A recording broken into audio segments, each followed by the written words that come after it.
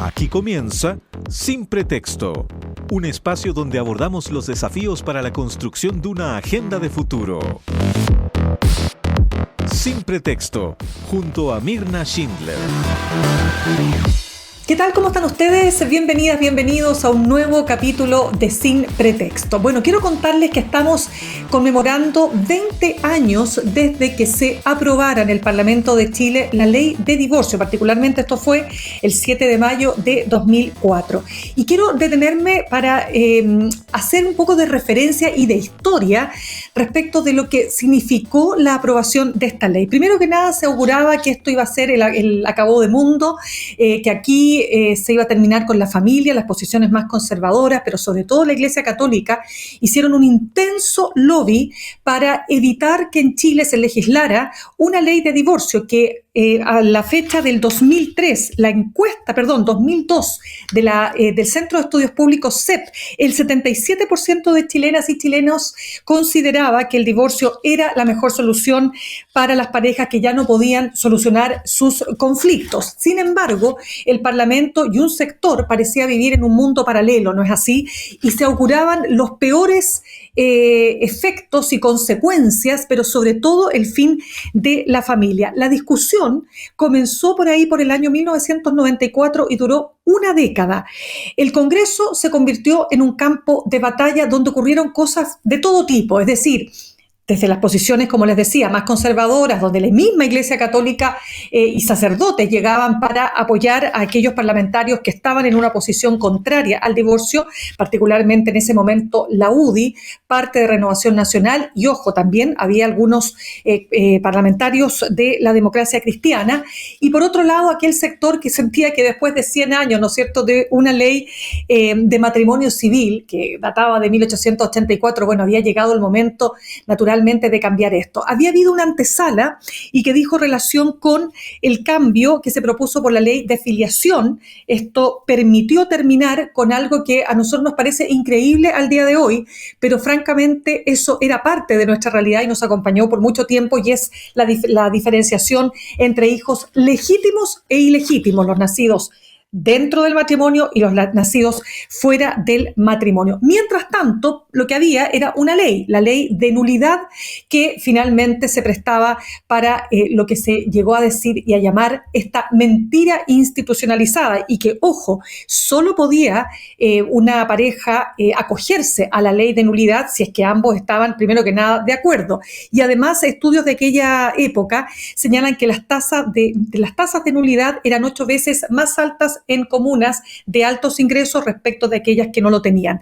En algunas de las conversaciones y de los disclosures que se han hecho respecto de lo que pasó en esos años, se ha llegado a contar una que dice relación con el presidente de entonces de la Corte Suprema, Servando Jordán, que al calor de las conversaciones y del fuerte debate, como les digo, que se había instalado en el Parlamento, él decía: lo que pasa es que las mujeres, desde que comenzaron a trabajar, aprovechan la hora de almuerzo para irse a los moteles con sus compañeros de trabajo. Una parlamentaria recordaba que esto en el día de hoy le habría significado, imagínense ustedes, el presidente de la Corte Suprema le habría significado el puesto. Con esto quiero dar cuenta del tipo de país que teníamos en esos años. Bueno, ¿qué pasó? Otro dato, otra anécdota a recordar es lo que ocurrió, por ejemplo, en septiembre de 2003, cuando un spot que fue publicado y que fue exhibido, más bien, tanto en Canal 13 como en Mega, decía que los hijos de matrimonios rotos tenían un alto riesgo de caer en drogadicción, alcoholismo y violencia intrafamiliar. Entonces, había partido el 94, gobierno de Eduardo Frei, no logra llegar a ninguna parte durante todos esos años, pero se va construyendo una mayoría y, de hecho, la parlamentaria de esos tiempos, la diputada del PPD, María Antonieta Sá, lo que dice es que se trató de buscar dentro de la derecha aquellas posiciones más liberales que estuvieran a favor, y así lo lograron, particularmente con, en ese entonces, los parlamentarios Arturo Longton y Carlos Cantero, que tuvieron que pagar un alto costo personal y en su espacio político por haber aprobado esta ley. A nadie se le ocurriría hoy día que Chile no es un mejor país ahora que tiene una ley de divorcio y que logra, ¿no es cierto?, regular de mejor manera la situación no solo de las parejas, sino también de los hijos, ¿no es cierto?, de padres y madres que se separan. ¿Por qué esperar un año para lograr que en definitiva el divorcio se lleve a efecto? Es todavía parte de las preguntas que se mantienen, pero lo importante es que Chile hace 20 años dejó de ser el último país de América Latina en no tener una ley de divorcio. Este será el tema con el que partimos hoy, nuestro programa Sin Pretexto, y como todas las tardes, vamos primero con la música y ya comenzamos entonces esta interesante conversación con nuestro entrevistado académico de la Facultad de Ciencias Jurídicas y Sociales de la Universidad de Talca, Jorge del Picó Rubio. Ya volvemos.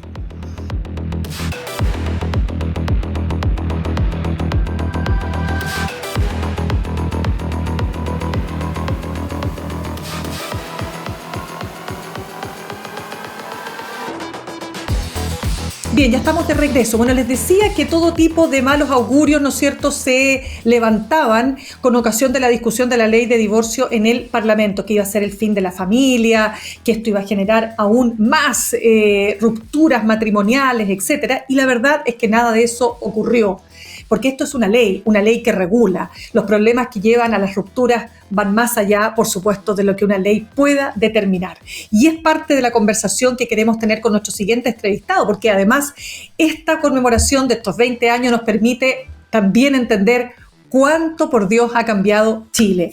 Paso entonces a presentar al académico de la Facultad de Ciencias Jurídicas y Sociales de la Universidad de Talca, Jorge del Picó Rubio. Jorge, un gusto de tenerte con nosotros aquí en Sin Pretexto. Buenas tardes, Mirna. Un gusto saludarte y poder conversar contigo en este horario en esta casa. Muchas gracias. A ver, Jorge, entonces, ¿qué pasó? Esta idea de que la ley de divorcio iba a generar el fin de la familia y una cantidad enorme de divorcios y de rupturas matrimoniales. Bueno, ¿qué ocurrió finalmente en estos 20 años? Bueno, primero que todo, la introducción que has realizado está bastante certera. Se nota que hay buena información y fuentes. Claro, quizás lo que habría que hacer es intentar retrotraer nuestras historias al momento en que esto se discutió. Incluso, Mirna, yo diría que te faltaron unos 3 años más, porque esto, la verdad es que después de terminada la dictadura, lo cierto es que el primer proyecto, uno de los primeros proyectos de ley que se intentó llevar adelante en el nuevo Congreso Nacional fue justamente el tema de una ley de divorcio. La verdad es que es una ley nueva de matrimonio civil que reemplazara a la de 1884. Más de 100 años con las mismas normas que regían la construcción de la pareja y orientados fundamentalmente hacia la familia. La verdad es que partió con 2 proyectos de ley bien marcados. Uno, que impulsado por abogados efectivamente vinculados a la Iglesia Católica, que proponía aumentar las causales de nulidad. Y otro, derechamente muy minoritario en ese minuto, que proponía directamente una ley de divorcio. ¿Cuál era la justificación histórica? Bueno, efectivamente, Chile era el último país en disponer de una ley de matrimonio civil que en sus normas contemplara el divorcio vincular. Pero ¿cuáles eran los factores importantes, lo que nosotros llamamos los factores materiales incidentes en la necesidad de producir la norma legal? Bueno, indudablemente las rupturas de pareja ya era una constante histórica que venía muy fuerte desde la década de 1960. De hecho, el impacto de que un parlamentario se separara había ocurrido en 1968, no precisamente en el ámbito laico, causó mucho impacto. Pero todo el periodo de la dictadura, esos 3 años, esos 4, 5, 7 o 10 años que duró 17, implicó necesariamente que esto se congelara. La primera tratativa de hacer una ley nueva de matrimonio civil incluso partió antes de 1884. Hubo en total 7 intentos por lograr instaurar el divorcio en Chile. En tiempo del gobierno del presidente Allende también se convocó a profesores de Derecho Civil para intentar también generar una norma en esta materia, una ley nueva, que avanzó bastante, pero el golpe militar obviamente lo truncó. Se retomó con la vuelta a la democracia, que se posibilitaron diálogos, lo cual significó también hacerse cargo de una nueva realidad. Las rupturas matrimoniales eran un par de cada día, y se daba el contrasentido lo siguiente, y tú lo has mencionado muy bien. En el caso de las nuevas parejas que se formaban y que tenían hijos, dio lugar a una realidad muy, muy compleja, muy fuerte y muy significativamente negativa, que se estimó que alrededor del año 2000, la ley es del 2004, que el año 2000 nacerían en Chile más niños y niñas fuera del ámbito del matrimonio que dentro del matrimonio. Ese fue un factor importante que incidió para que esto tuviera un efecto mayor. Es decir, como tú bien lo señalaste, la ley o la reforma a las normas de filiación en parte contribuyeron a que lo siguiente se produjera. Lo segundo, que algunos años antes se había aprobado la ley de cultos. Tú dirás, ¿qué importancia tiene la ley de culto con lo anterior?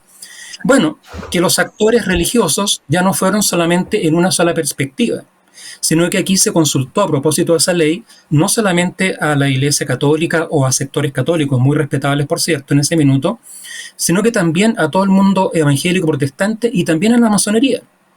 Entonces ese diálogo permitió entender que la sociedad ya no era la misma de hace 15 o hace 10 años atrás, sino que era totalmente distinta. Y además estaba todo el tema de que en otros países esto se había legislado, que no había sido una situación tan delicada o grave o compleja como se planteaba, y que tampoco, y esto es lo capital, tampoco significaba que una ley de matrimonio civil iba a quebrar las parejas. Porque finalmente, y en esto cierro esta primera parte para no agotarte con mis palabras, la ley de matrimonio civil no viene a quebrar parejas, viene a dar una suerte de certificado de defunción de algo que ya estaba terminado, de algo que ya estaba muerto, sin remedio, pero con graves daños sociales. Esa fue la realidad y el contexto en el cual se inició esta discusión de proyectos de ley. Correcto, eso es muy interesante. De hecho, cuando los que somos más viejos, digamos, nos damos cuenta de cómo ha cambiado Chile en los últimos 50 años. Cuando yo iba al colegio, mis padres eran separados en ese tiempo, en unidad de matrimonio. Bueno, yo era probablemente de mi colegio la única alumna de mi curso cuyos padres estaban separados. Hoy día uno podría decir que se dio vuelta completamente la proporción, o sea, los niños de padres que están casados por más de 10 años, incluso quizás estoy siendo demasiado generosa en la cantidad de años que las parejas hoy día duran casadas, bueno, son la minoría. Entonces, lo que quiero preguntarte respecto de cómo la ley de divorcio, Jorge, nos permite entender también cómo ha cambiado nuestro país en estos últimos 20 años, por cierto, pero mucho más, esos 30 que tú mencionas desde que comenzó a darse esta discusión fuertemente y un poco antes, incluso cuando se retornó a la democracia. Cuando se empezó a discutir estos proyectos de ley, fueron básicamente dos líneas, una que ampliaba las unidades matrimoniales y otra que derechamente planteaba el divorcio. Aquí un reconocimiento histórico a la diputada del Partido Humanista Laura Rodríguez, que fue la que presentó el primer proyecto de divorcio.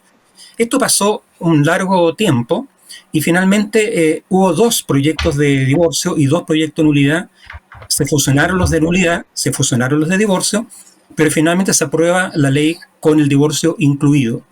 Esa se aprobó en la Cámara de Diputados, pero se produjo un interregno bastante largo en el cual no siguió avanzando y se trabó en el Senado y hubo que destrabar en el Senado lo que había ocurrido. Y el gobierno de la época generó conversaciones con los actores que estaban detrás de esa obstaculización, por así denominarlo, o de esos trámites pendientes. Fue el gobierno del presidente Lago, principalmente, el que vino finalmente a resolver la situación, con lo cual salió finalmente la ley de matrimonio civil que actualmente tenemos. Esa ley responde a los desafíos del año 2000. Estamos en el año 2024. No pocas críticas se van a hacer respecto de las normas que en ese momento se aprobaron y que ahora subsisten. Pero hay que decir que ya la introducción del divorcio fue un paso importante. Ya el reconocimiento de una igualdad efectiva entre el hombre y la mujer fue un avance extremadamente importante. Ya el reconocimiento de la motivación afectiva para celebrar el vínculo conyugal también fue un avance importante. Y aunque pueda parecer extraño, también la posibilidad de celebrar ahora legalmente matrimonios en forma civil y en forma religiosa reconocidas por el Estado de Chile también fue un avance en términos de las libertades. Eso poco se sabe, pero es una gran novedad. Fue una gran novedad. Es decir, aquí no se impuso una norma para que todo el mundo siguiera una sola línea. Las personas pueden, hasta el día de hoy, escoger. Por ejemplo, si termina su matrimonio, pueden escoger por mantenerse en calidad de separado. Incluso se discute si existe un estado civil de separado, judicialmente distinto al de divorciado o divorciada. Si no le parece adecuado mantenerse en calidad de separado judicialmente, puede optar por el divorcio. Pero si opta por el divorcio, tiene también distintas opciones. Una, aplicar un divorcio asignando una responsabilidad a uno de los cónyuges, que es un resabio que permanece de la norma antigua, o derechamente por una causal por cese de la convivencia, que es lo que pide actualmente la ley. Pero también ahí, si hay acuerdo, se espera el plazo que tú señalaste, y si no hay acuerdo, en 3 años esto sigue su curso, ¿ya? Es decir, las personas tienen la posibilidad de escoger por qué vía poner fin civilmente a su matrimonio que ya desafortunadamente fracasó. Sí, Jorge, me voy a detener después en esos dos aspectos que tú mencionas porque también han generado bastante debate, ¿no? ¿Cuánto demora para que se pueda proceder en uno u otro sentido el proceso de divorcio? Pero antes de eso, quiero contar que estamos con Jorge del Picó, académico de la Facultad de Ciencias Jurídicas y Sociales de la Universidad de Talca, y quiero preguntarte respecto de esta cifra que se ha calculado en más de 700.000 las parejas que han decidido poner fin a su matrimonio desde el año 2004. ¿Con qué comparamos esta cifra? ¿Qué nos dice esta cifra? Es que, primero que todo, no es comparable porque algunos han intentado compararla con las nulidades matrimoniales previas. Antes del año 2004, si yo quería terminar mi matrimonio y volver a casarme, que era el objetivo que más se buscaba, tenía 2 alternativas. Si tenía dinero, me anulaba, hacía esta nulidad que tú llamaste fraudulenta, que era fundamentalmente por incompetencia del oficial civil. Me casé en un lugar que no tenía que casarme. Y si no tenía dinero, se recurría al recurso de la muerte presunta o declaración de muerte presunta, que generalmente las corporaciones de asistencia judicial también lo realizaban. Pero, claro, los números nos hablan de no cifras importantes en cuanto a nulidad matrimonial y menos de muerte presunta. Hubo en los primeros años de vigencia de la ley, especialmente en los 4 primeros 5 años, un número importante de divorcio que aumentó bastante el número. Uno podría haber dicho el primer y segundo año, qué manera de haber personas en Chile que se divorcian. Pero eso es por el acumulado del periodo precedente. Pero no, por supuesto.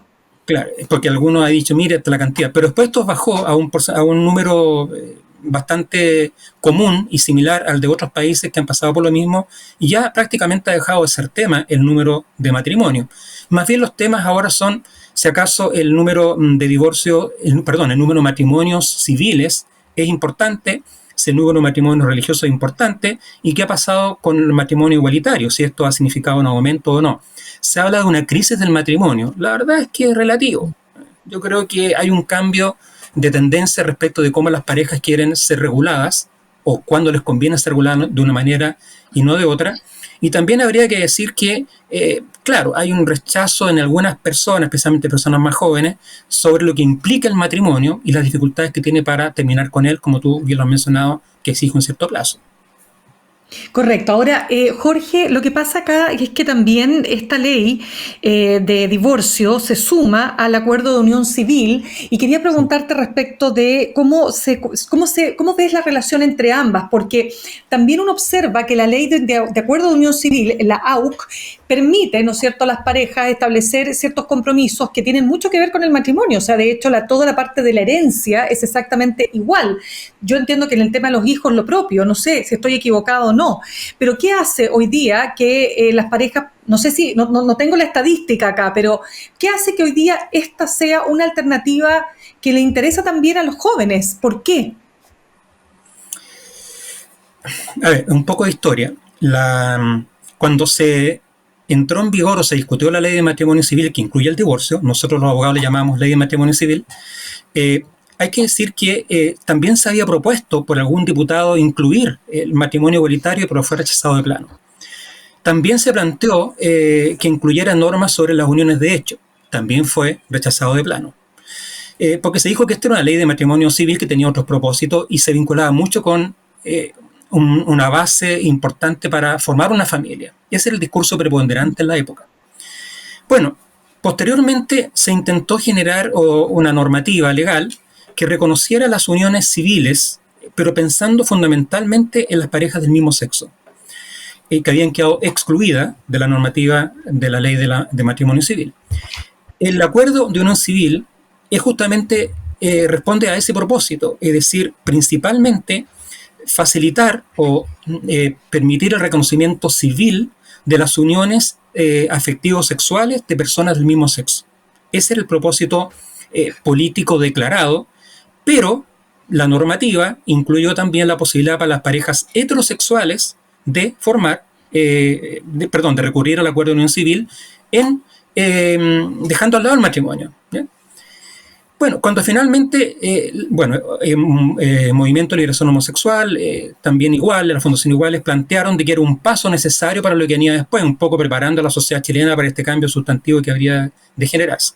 Cuando finalmente entra en vigor la ley de matrimonio igualitario, estamos hablando del 2021, principio del 22, claro, desde el punto de vista de las instituciones, entra en duda, ¿es necesario tener ahora, si hay matrimonio igualitario, una ley de acuerdo de unión civil que está destinado precisamente a las personas del mismo sexo que ahora podrían celebrar válidamente un matrimonio? Bueno, ahí vienen varias teorías, varias respuestas. La opinión mía es que podría justificarse en el siguiente sentido, que la ley de matrimonio civil, independientemente del sexo o género de quienes celebra el matrimonio, está orientada, y así establece las normas que la complementan, a la formación de familia. Está muy vinculada a la finalidad de procreación natural o adoptiva, que en este caso pueda generarse, independientemente de quienes lo celebren. No afecta el que exista una ley de matrimonio igualitario al tema de la formación de familia. Jorge. Y el AUC es básicamente una institución de pareja. Esa es la diferencia. Correcto. El matrimonio está, el que lo celebra se orienta a la familia. En cambio, el que celebra una AUC es un estatuto de la pareja. Claro, pero te hago un punto ahí que me interesa mucho abordar porque yo conozco muchas parejas que tienen hijos y que tienen acuerdo de unión civil. ¿Cuál es el punto? Te lo planteo como una hipótesis de por qué. Porque, y ahí quiero engarzar con lo que quedó pendiente de la otra conversación, respecto de que para poder divorciarte, tú primero tienes que esperar un año. O sea, algunos dicen, ¿por qué tienes que esperar un año? Uno. Dos, si la pareja, tu expareja no quiere divorciarse, bueno, tienes que esperar 3 años. No sé si eso ha cambiado o no, pero aquí te lo vinculo con lo del acuerdo de unión civil. El acuerdo de unión civil se deshace rápidamente de manera unilateral y sin todo el trámite y el costo que significa en términos de abogado, esto, lo otro, de terminar una ley, o sea, un matrimonio por la ley de matrimonio civil. ¿Cómo lo ves tú? Es que una cosa es la finalidad de la institución y otra cosa son la manera en que se instrumentaliza el fin que se quiere alcanzar con la institución. El matrimonio efectivamente genera más resguardos, por así decirlo, en un momento determinado, porque está siempre pensado. Piensa tú que esta norma es del 2004. Esto está pensado en favorecer a la familia. Ese fue el argumento, el fundamento de legislación en su minuto. No hay que olvidar esa parte. Pero si el tema es que tú vas a celebrar un acuerdo de unión civil solamente porque tiene menos plazo posterior para poder llevarlo adelante, la verdad es que eso es debatible porque tú puedes generar o puedes acordar un matrimonio cuando no hay hijos, sencillamente por ruptura notarial, a nivel notarial, lo que se llama divorcio notarial.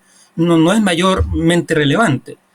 También es cierto que algunas personas han hecho uso inescrupuloso de la posibilidad de simular que hay una culpa de uno de los dos, con lo cual se anticipa y no hay plazo de un año. De hecho, es bastante recurrente que recurran a ese expediente, declarar, no sé, que alguien cometió infidelidad y por esa vía no se espera el año y se esperan 2 meses y se inicia el trámite. Así que la verdad es que eso del plazo inicial no es tanto. Más bien tiene que ver con otras cosas. Yo creo que tiene que ver, tengo familiares míos, familia, amigos que han celebrado acuerdo de unión civil y sus razones han ido por otro lado, más bien por un lado de libertades personales o de cuestionamiento al sistema valórico que está detrás del matrimonio, que correcto, lo estiman una institución anacrónica, que tiene componentes valóricos religiosos, aparte de la dificultad que tú mencionas de determinarlo. Pero también hay que decir que en el caso de las personas del mismo sexo que han celebrado matrimonio igualitario, en mi opinión, son proporcionalmente más las parejas homosexuales que han celebrado matrimonio que las que han seguido con AUC. Entonces, eso te da ya una idea que no es meramente por la dificultad para terminar. Lo otro es que hay un elemento muy importante que diferencia al matrimonio del acuerdo de unión civil. El acuerdo de unión civil exige afecto para su celebración. Es una unión afectiva. No así el matrimonio, que no te pide el afecto. Lo que te pide es concordancia o acuerdo con los 3 fines principales que tiene el matrimonio. Como contrapartida, también, el acuerdo de unión civil no te pide fidelidad. No sé si eso lo han conversado. No te exige fidelidad. Sí se te exige fidelidad en el matrimonio, porque está pensado en instituciones más estables, en cuerpos normativos que regulan a la pareja de manera más estable. Entonces, ojo con eso.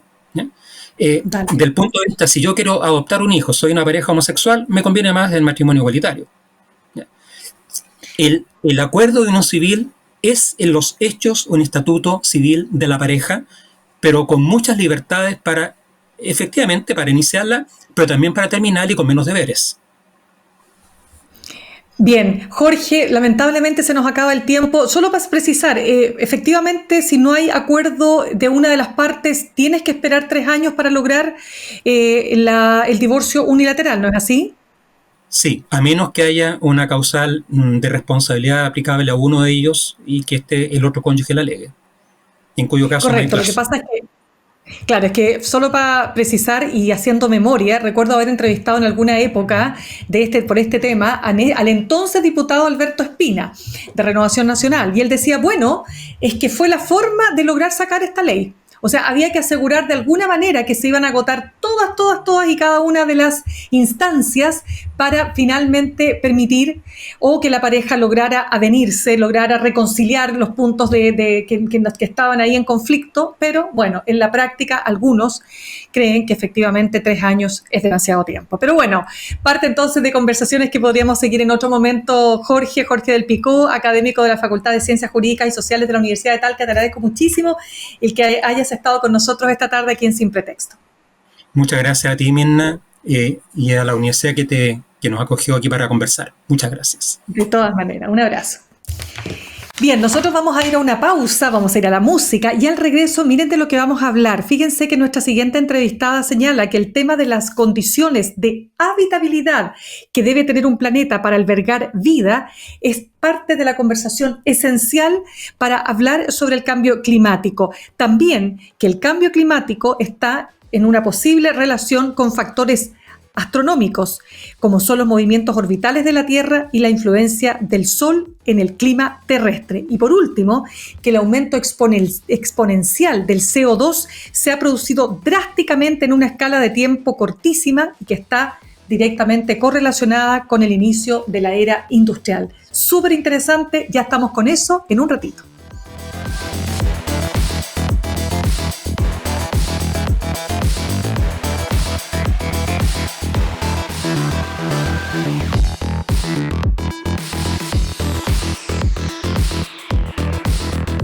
Bien, ya estamos de regreso y la pregunta es la siguiente. ¿Qué relación puede haber entre el cambio climático y factores astronómicos? Bueno, en el último tiempo, entre los expertos hay precisamente un creciente consenso en que puede haber una relación entre los movimientos orbitales de la Tierra y la influencia del Sol en el clima terrestre, pero eso no es todo.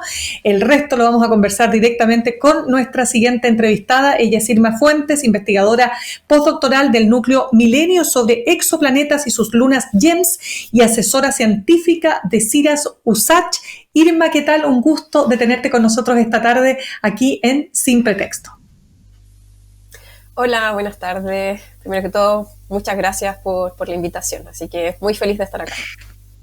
Gracias. Irma, lo primero que te quiero preguntar, a ver, cuando hablamos de que parte importante, ¿no es cierto?, es entender que las condiciones de habitabilidad, hay condiciones mínimas de habitabilidad que debe tener un planeta para albergar vida. ¿Cuáles son esas condiciones? Sí, bueno, Yo creo que este tema igual está como súper contingente a lo que está sucediendo. Todos supimos que durante este fin de semana tuvimos una tormenta solar que afectó, Sí, pues. bueno, que la pudimos ver mediante auroras australes que se vieron en lugares en los cuales casi nunca se ven. Bueno, ahí actuó uno de los componentes principales para que exista vida como la conocemos, que es el campo magnético. Uno de ellos es el campo magnético, pero voy a ir como en orden. Perfecto. Para que se hable de habitabilidad de un planeta deben existir ciertas condiciones. Y la condición principal que tiene que existir, primero que todo, es que exista agua, pero agua en estado líquido. Se ha encontrado agua en diferentes planetas de nuestro sistema solar. Por ejemplo, Mercurio tiene agua, Marte tiene agua, pero el agua que se ha encontrado, por ejemplo, en Mercurio es en los polos y está en estado sólido como hielo. En Marte hay indicios de que puede existir agua líquida. Por lo tanto, este es el primer como factor que determina si es que puede ser un planeta habitable o no. Entonces, el agua en estado líquido determina lo que se llama en astronomía la zona habitable de un planeta. Si un planeta está en la posición precisa respecto a su estrella, en la cual le llega la radiación exacta para que el agua esté en estado líquido, entonces ahí estamos hablando de este primer elemento que es el agua. Aparte de eso, también tiene que existir atmósfera. Acá en nuestro planeta tenemos una atmósfera que es bien extensa y que está principalmente compuesta en este caso de oxígeno, de nitrógeno y también tiene CO2. Y es la que permite entonces capturar el calor en el planeta, porque si no existiera atmósfera, de todas maneras la radiación que llega del Sol en este caso se escaparía. Entonces se produce un pequeño efecto invernadero que también es crucial para que se pueda producir la vida. Y otro también elemento que ahora, como les comentaba, también se ha visto y que hemos visto que nuestro campo magnético lo ha estado dando todo durante estos días gracias a estas tormentas solares, es eso, la presencia de una magnetósfera, que es un escudo que protege al planeta, en este caso el planeta rocoso que es nuestra Tierra, y que se produce debido a que tiene un núcleo sólido de hierro que está como girando en un magma líquido, y eso produce un efecto que genera este campo magnético. Entonces, son Perdona, Irma. Correcto, te interrumpo solamente para entender, si no tuviéramos la atmósfera, ¿qué habría pasado con estas tormentas solares que afectaron al planeta? Bueno, primero que todo, si no tuviésemos atmósfera, no tendríamos oxígeno. Nos estaríamos acá. Está claro, estamos de acuerdo. Es totalmente ridículo lo que te estoy preguntando, pero en definitiva, pensemos en un planeta que no tiene atmósfera. ¿Cómo penetran estas tormentas, digamos? ¿Cómo afectan? Por ejemplo, acá en el sistema solar tenemos un caso que refleja lo que tú dices, que es Marte. El planeta Marte, que de hecho se habla mucho de que probablemente sea el planeta que los seres humanos van a habitar en un futuro muy, quizás no tan lejano. Marte es un tercio de la mitad del tamaño de la Tierra y tiene una atmósfera, pero es una atmósfera muy débil. Entonces se podría considerar como que prácticamente no tiene atmósfera. Tiene mucho CO2 su atmósfera, por lo tanto, bueno, sabemos que el CO2 es el responsable de que se caliente la temperatura superficial del planeta, pero como su atmósfera es tan poco densa, entonces no es capaz de retener el calor. Entonces, partiendo por eso, necesitamos tener una atmósfera para que se pueda retener el calor en la superficie.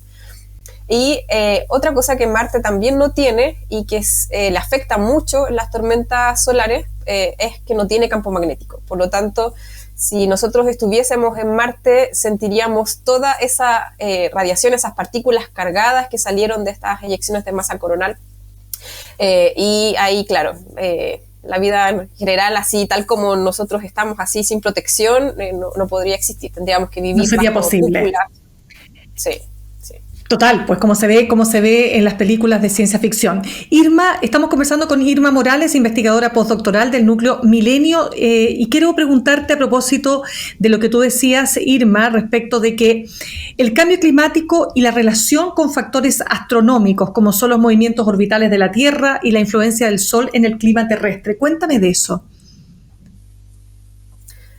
Sí, Bueno, la idea era como mostrar mediante esta charla de que el cambio climático es algo que no sucede tan solo en la Tierra, sino que sucede en todos los planetas en los cuales, por ejemplo, el Sol es, en este caso, el principal contribuyente de cómo es el clima, o sea, de cómo funciona los gradientes de temperatura en la superficie de un planeta. Entonces, la idea era mostrar de que el cambio climático podría deberse a ciertos factores astronómicos, y esos factores astronómicos podrían ser, por ejemplo, el tema de los movimientos orbitales de la Tierra. La Tierra es un planeta que gira alrededor del Sol y tiene ciertas características. Su órbita es una órbita que es excéntrica, pero es muy tirada como hacia la circularidad. Sin embargo, esa excentricidad de la órbita va variando dependiendo de la influencia del Sol y de los otros planetas del sistema solar. Entonces, hay un ciclo que se conoce como el ciclo de Milankovitch, que trató este científico ruso trató de asociar estos movimientos orbitales de la Tierra con posibles correlaciones con las eras glaciales que han ocurrido en la Tierra, porque a lo largo de la historia de la Tierra han habido épocas en las que ha disminuido mucho la temperatura, han habido las que se conocen eras del hielo.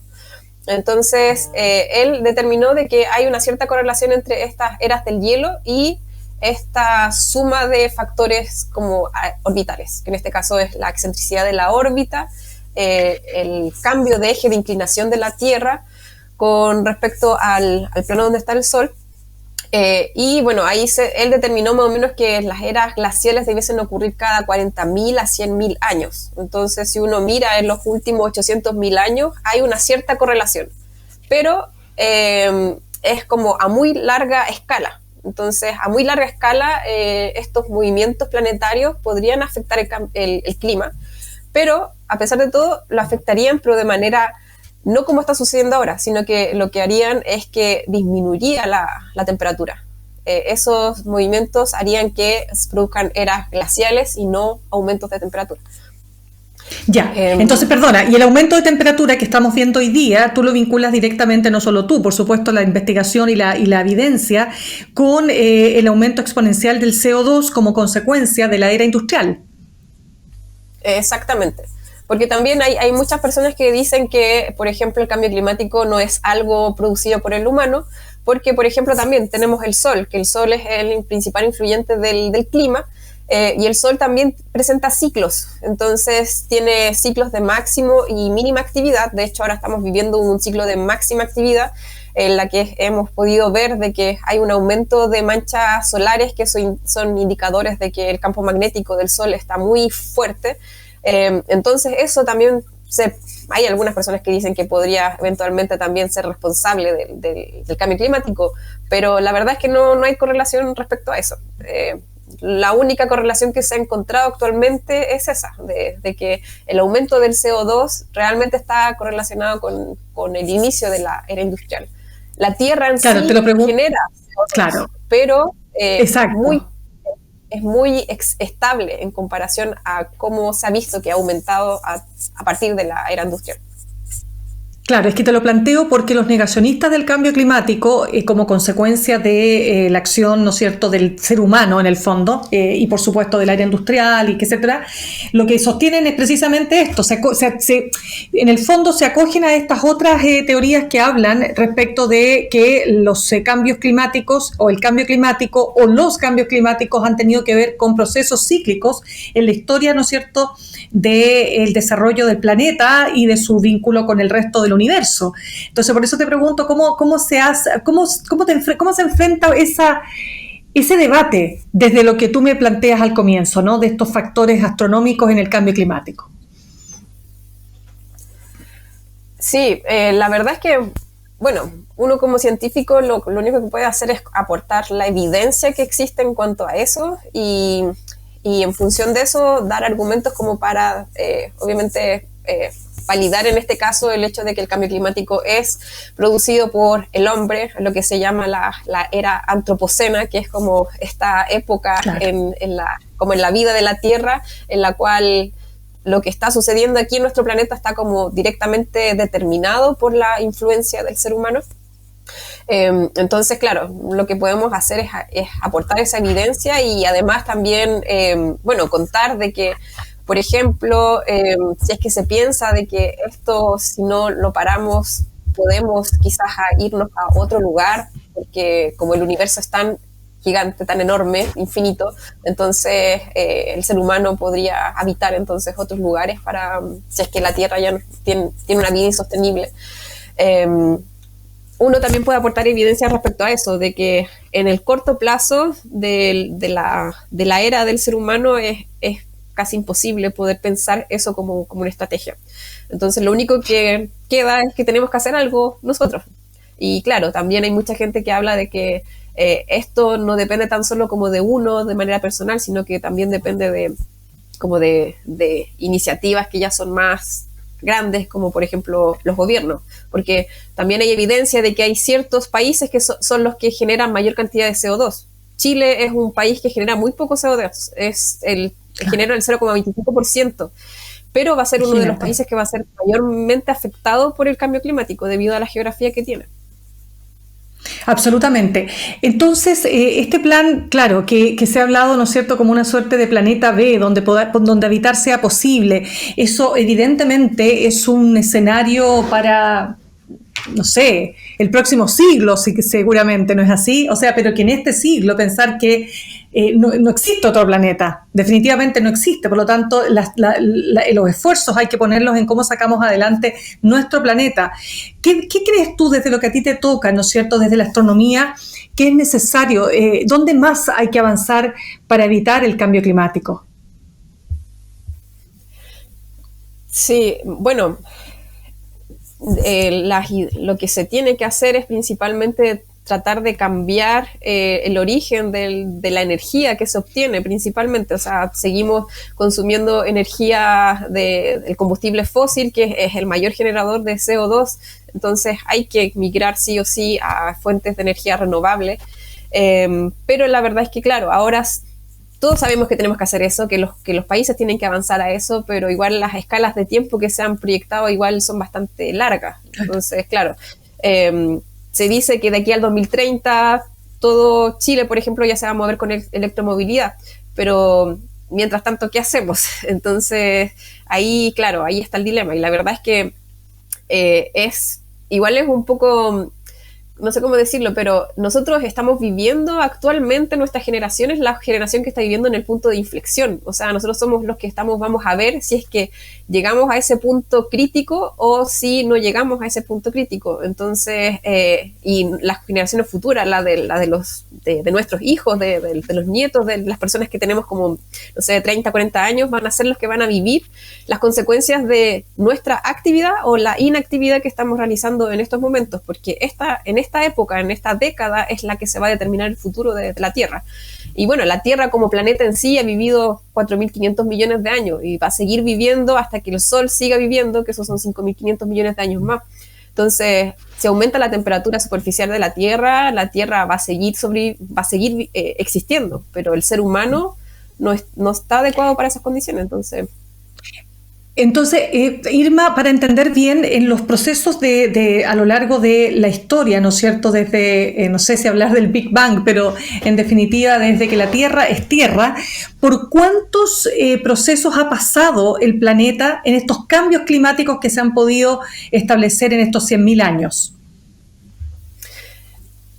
Bueno, la evidencia se toma a partir de, por ejemplo, del hielo de la Antártica. Ahí los científicos que se especializan en eso toman diferentes capas de hielo a diferentes profundidades y esas capas entonces van determinando cómo fue la temperatura en esos momentos. Entonces hay una data de más o menos hasta 800.000 años atrás, en los cuales se ha visto de que la Tierra ha pasado por estos ciclos, que son estos ciclos que en general son glaciaciones.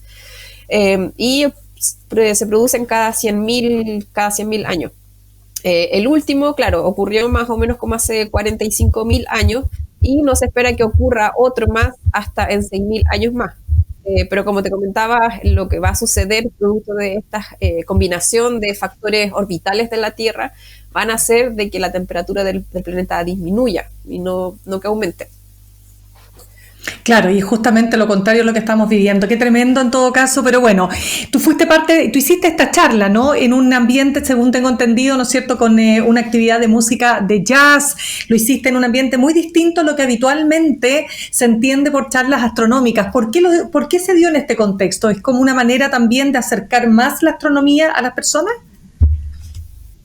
Sí, de hecho, bueno, estas charlas las organiza otro investigador postdoctoral del núcleo Milenio GEMS, que se llama Philip Weber, y ha creado este ciclo que se llama Space is the Place, que la idea es hacer, emula un poco lo que se hace en Europa. En Europa se hace mucho esto de ir a bares y hablar de ciencia. Entonces acá se emuló un poco eso. Entonces, claro, la idea es que la gente ahí mientras comparte, sociabiliza, pueda tomar una cerveza, un vino y pueda estar escuchando una charla de ciencia y también disfrutar de la música, porque también la idea es que de una manera amigable se pueda como abordar o presentar estas temáticas que comúnmente se ven como más en la academia, quizás en las universidades, que comúnmente se están dando charlas. Entonces es una manera de acercarlo también a la comunidad.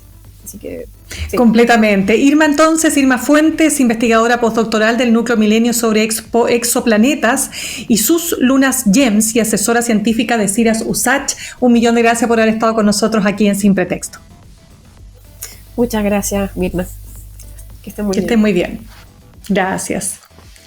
Nosotros cerramos nuestro programa de hoy, y los dejo invitados para que continúen en sintonía de Radio USACH, para los que nos escuchan a esta hora por la 94.5, y nos reencontramos mañana en otro capítulo de Sin Pretexto, ustedes saben, de lunes a viernes a las 6 de la tarde, también por YouTube. Que tengan un buen fin de jornada.